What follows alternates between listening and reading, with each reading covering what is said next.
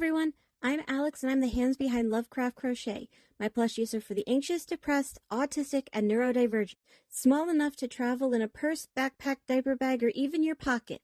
You can check out my Facebook page or TikTok to see what patterns are available and stay tuned for the new ones coming out. I also make hats, scarves, blankets, and dice bags for the tabletop gamer or dice goblin in your life. Feel free to order through the page, TikTok DMs, or via email at love.craft.crochet@gmail.com. Now, on to the segment.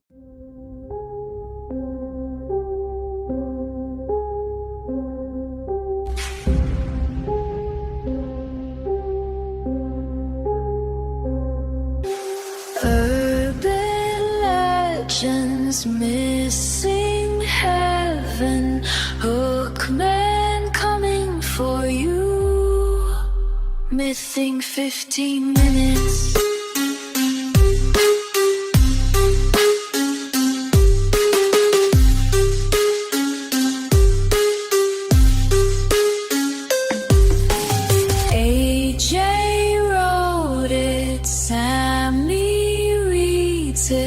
Mothman's flying at you, missing 15 minutes.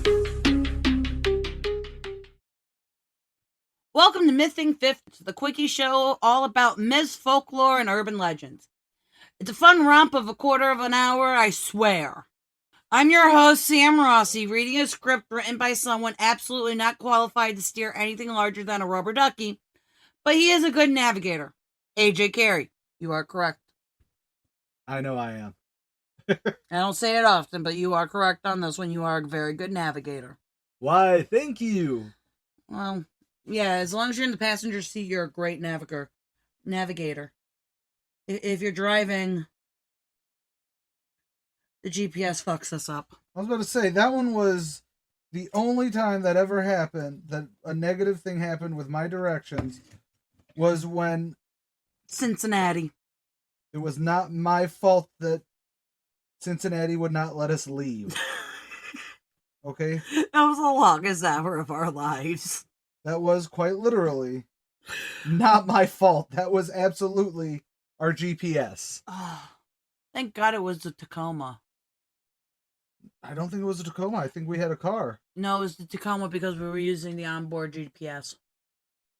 I believe we rented a car for that. I don't believe... We didn't... Because I wouldn't feel comfortable driving... AJ, the Tacoma was the rental. Oh, then yes, it probably was. Yeah. Are you sure we never drove like an SUV down? Like a hybrid? No. Not a hybrid, we did it in the Dakota. Yeah. We did it in the Dakota twice. Right. Then we did it in the Tacoma. Oh yeah, was it? Then we did it in the Corolla. Then we did it in the Corolla. We only did it once in the Corolla. Yeah, that was the last time, and that was the last time... Yeah, that's the last one. We went in the Corolla. And that was the one that we got caught in Cincinnati on the way home. Nope. Yes, you know how I would know? You know how I know? How do you know? Because we were very low to the road. So was the Tacoma. And I was driving. You were driving the Tacoma, too. We're off the topic. We're a minute and a half in, and you just got through the first, hi, welcome to the podcast paragraph. Today we're entering dangerous waters, home to the most legendary ghost ship in nautical folklore, the Flying Dutchman. Dun, dun, dun. A cursed phantom ship doomed to sail forever, never able to make port, occasionally popping up to ruin a sailor's day.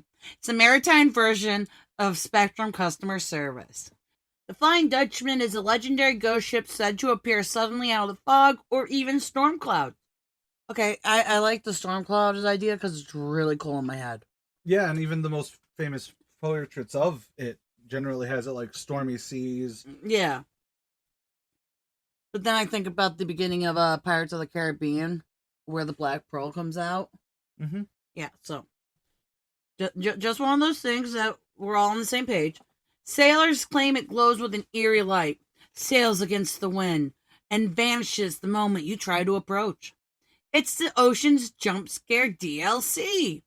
Or maybe something that needs to be debugged, but we'll get to that. First printed record of the Dutchman was was 1790 by John MacDonald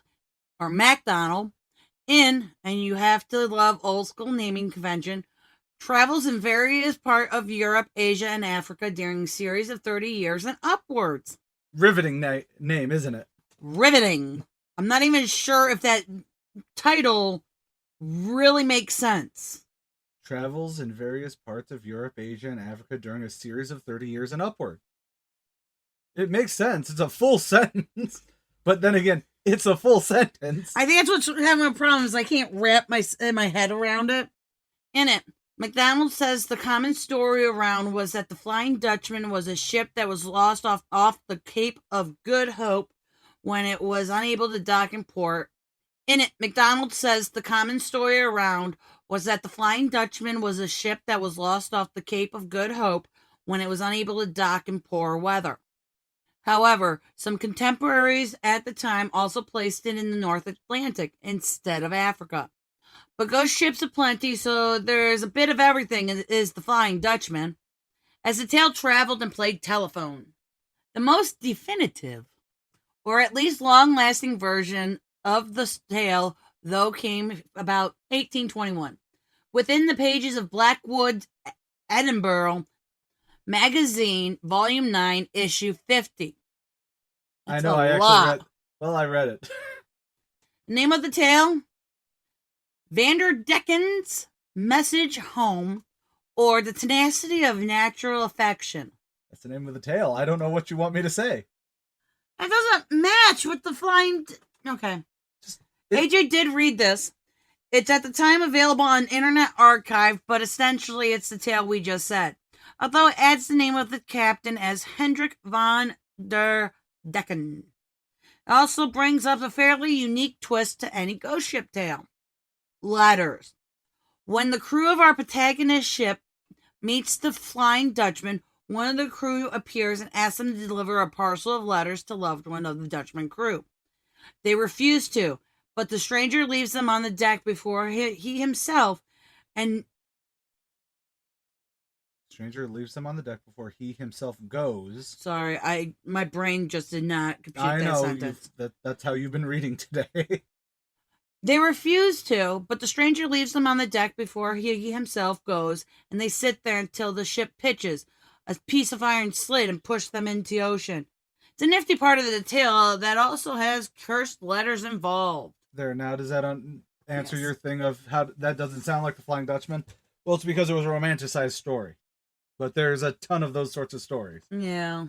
The Flying Dutchman essentially became more of a archetype for a ghost story, like the name of any ghost ship, in how they retold it. I gotcha. There's tons of report of the Dutchman for centuries, and some are often very credible. Not just my cousin's friend saw it, but real names, like George V before he was king, described seeing a glowing ghostly ship he called the Flying Dutchman in the early morning hours off the coast of Australia in 1881.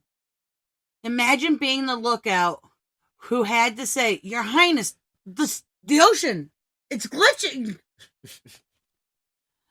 But there's hundreds, if not thousands, of Flying Dutchman stories, with it sometimes being a blood red ship, ghostly white, or whatever the teal color they used at Disney's Haunted Mansion. It really is a cool teal. It is. They had much better effects in the 1700s than they do in movies now. You're not wrong. Yes, I am, because they didn't have visual effects back then. Well, they did. They just had to be more inventive with it. But we're not getting into that can of worms. While we could keep going into the little tales, AJ thinks that the theories about it are far more interesting because you have heard one. Because when you've heard one, I done seen a ghost boat story, you kind of seen them all with some minor variations. But the explanation is what is a wonder of the world. Allow AJ via me to explain Fata Morgana. Why you gotta do this to me? Without getting too technical, the Fata Morgana is the mirage caused by the various thermal layers of the ocean, which bends light so the ships and other things on the horizon to appear ghostly, floating, upside down, or just glowing in general. It's not even just in the ocean either. It's beautiful. It's viewable on any large body. True story. You can do it on Oneida Lake. I know you can. I do actually reference, I think, Lake Erie. No, I might have cut that, but yes, it's seeable on any Great Lake and even Oneida Lake, and pretty much even as long as the body of water is large enough that it can hit the horizon line. You're right. You cannot see a shore. That's what it is. Essentially, yeah. Delta has it if you're looking from 46 when you go back. Oh, when you go the long way, when you look down the long ways. Yeah, when you're coming down the road and you look long ways. Yeah. Yeah, it's really interesting when there's water in the lake. It's just a trick of the natural world, and it's really freaky when you see a cargo ship levitating midair, or even a city in the sky. Yes, that was a real thing that happened and became globally viral in 2015 when it happened in China and hit the social medias. Yeah, there are still people who still make reels about it going, was this a glimpse into the kingdom of heaven? In China? I do also want to say there is one thing I didn't bring up here, though, when it comes to a very possible explanation. Okay. But I'll wait until the end of this sentence because I kind of lampshade it. I just couldn't remember the name of it at the time. Now, the only real problem with this explanation is for tales that the ship was super close to them. And outside of outright lying, there's a few different ideas. In fog, you can get superior mirages, which it says counts as Fata Morgana, mostly because it's just a catch-all. And how it's hitting the ship. It isn't out of the realm of possibility to see an inverse shadow of the ship, and suddenly, bam, there's a ghost ship sailing against the wind. But what I lampshaded there that I totally forgot, you can get a superior mirage where it shows with the sun of the light behind you, hitting you or the object, and having a fog or a mist in front of, you can see a giant shadow cast directly next to you. Correct. That's called Brock inspectors. That is also going to be brought up in another episode. He makes all these words up. I swear to God. I didn't. Science did. I'm assuming the phenomenon was well documented by a man named Brocken. Probably. So based on this thing, I'm going to put it where when you're actually driving in the fog and there's a deer and it looks like a not deer. Yeah. Actually, that's a very good thing. I don't think it's called a Brock inspector at that point. No. If you're just driving in the peripheral, there's some, you just see a glimpse of something, so your brain tries to find the pattern in it and everything like that. Yes. That's different than like a Brock inspector. But it is a very similar thing, especially during there's mist and whatnot on the road. As soon as you see it, you can see the deer, but most of the time, if there's a deer standing in fog and you hit it with the high beams, you're going to see the shadow of it more than it. That's why I'm thinking like a not deer, because, there's different theories behind the not deer that we did on a different episode. See, I do pay attention. So earlier in the season, you can hear about the not deer. We can, with it logging. But anyway, disagree with it, and we'll go on to the next one. Or it's bioluminescence. Bioluminescence? Yeah, because then I think about the crab in Moana with the shiny. Oh, the rock painted with bioluminescent algae. Oh, it's actually a rock painted with bioluminescent algae. All right, or bioluminescence being typically a white or green or blue, depending on how you view colors, can easily outline a passing ship, or even again the appearance of the point of view of the ship, and giving it a strange otherworldly glow. And then there's a similar notion for lighting during the same sort of optical illusion. I mean, or you just have a classic misidentification of a rave barge as a ghost ship.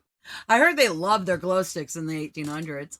Another thing that I don't bring up here is also St. Elmo's fire. Okay. That is when it's very famously a moment in Moby Dick, but basically where the ship gets a eerie, fiery glow. Right. And some people say that that's a real thing and it's based off of electromagnetism or some shit like that.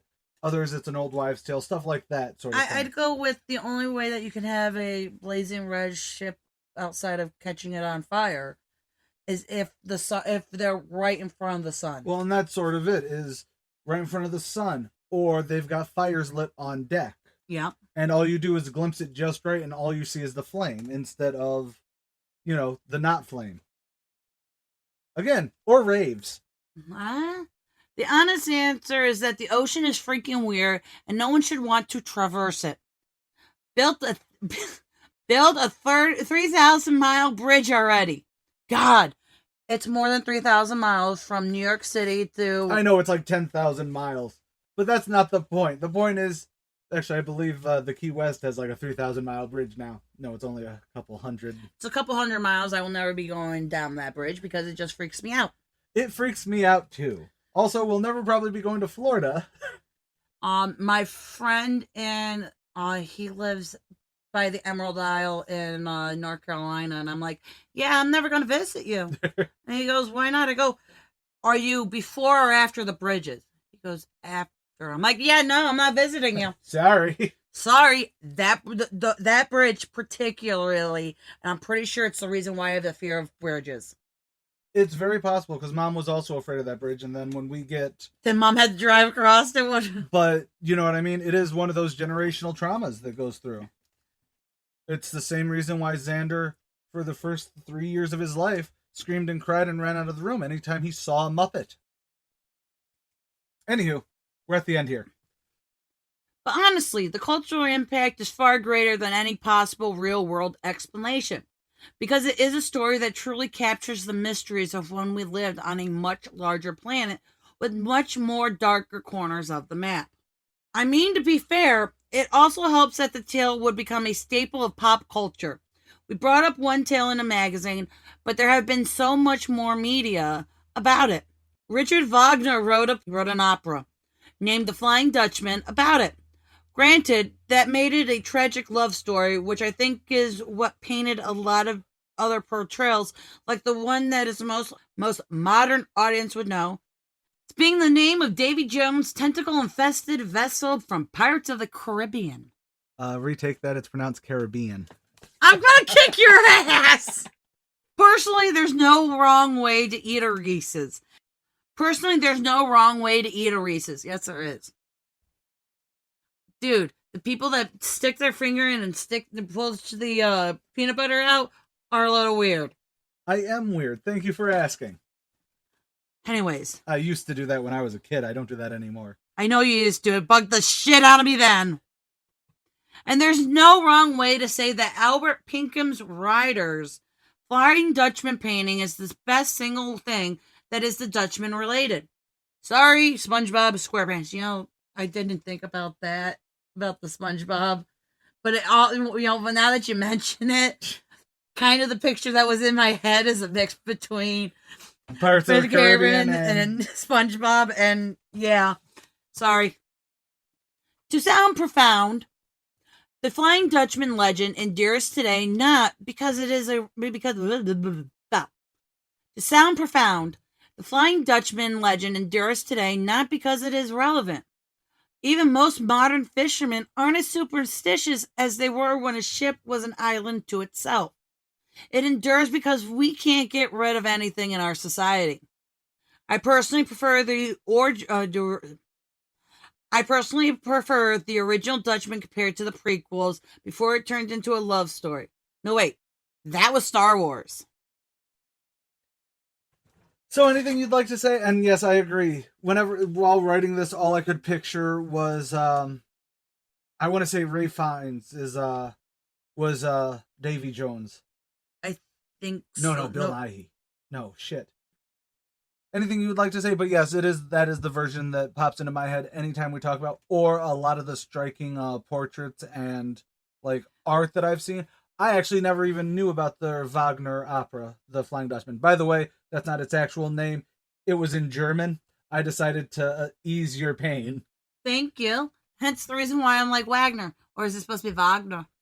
But if you want to hear the unedited version of this, because I'm sure, because we're at 23 minutes of recording, so there's probably at least 5 minutes of this cut out, then please go over to our Patreon. For $5 a month. You can get all of the unedited episodes of all of our shows. That includes Killing, Mything, Blanking, a new one that's coming up in a couple months, and more. Also stickers when we come out, but that's a merch thing that's going to be our focus about halfway through this year. But you'll be able to find out if you go to Patreon now. Also, check out our social medias. Also, go check out YouTube, where we are uploading all of the episodes of 15 minutes. That's Killing, Mything, and Blanking. And we are starting from the beginning, and we are giving visuals. So if you, like when this comes up, you'll be able to see the Albert Pinkman writer picture for the Flying Dutchman. Did I miss anything? I don't think so, bro. Cool. I gotta go get my Aldi order. Anyways, thank you for missing 15 minutes with us. I'm Sam Rossi. And I'm AJ Carey. Later, y'all.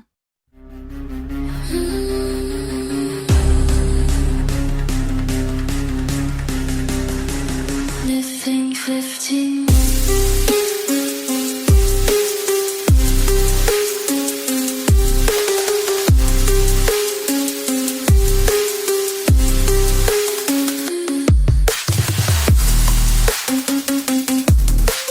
Keep on carrying on. C-A-R-E-Y. Because Carry on production.